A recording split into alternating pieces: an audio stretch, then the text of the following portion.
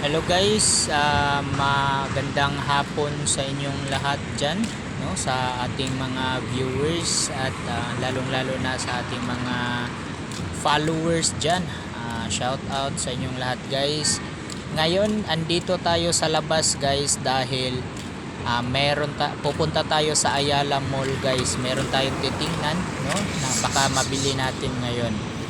So andito pa tayo sa labas guys, papasok pa lang tayo doon. So ayan ang Ayala guys, Ayala Center Cebu. So yun ang mall dito na pupuntahan natin guys. So ito na ang entrance guys, ito, no? So papasok tayo guys sa entrance. So ayan. Okay, so ang lamig kasi ng hangin dito sa labas. So andito guys, no, nandito tayo sa loob, no. So pupuntahan natin yung titingnan natin doon sa loob. So samahan nyo ako guys na titingnan natin yung bibilihin natin kung sana mayroon dito, no? Hindi pa kasi ako sure kung nandito ba yung bibilihin natin, pero sige lang, hanapin lang natin.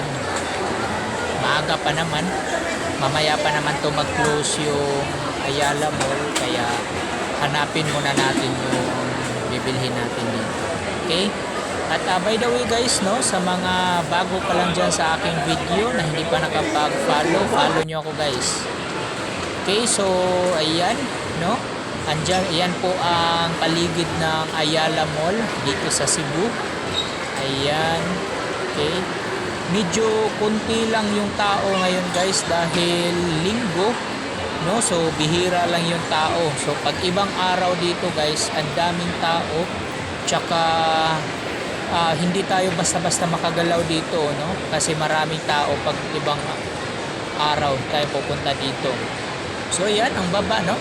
So nakita nyo yan. So dyan ang palaruan ng mga bata, no, sa mga babies dyan, no, na mahilig maglaro. Ayan ang area sa mga laruan. So yun. So pupunta tayo dun sa baba guys. So sakay lang tayo dito sa escalator, no. Yan. Okay. Yan. So nakasakay na tayo guys at papunta tayo doon sa baba, no.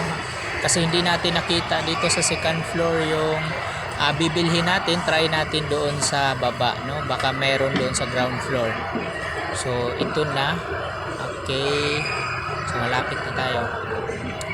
Actually guys, kakatapos ko lang talaga sa trabaho ko, kaya hapon na tayo nakapunta dito, no. Ayun.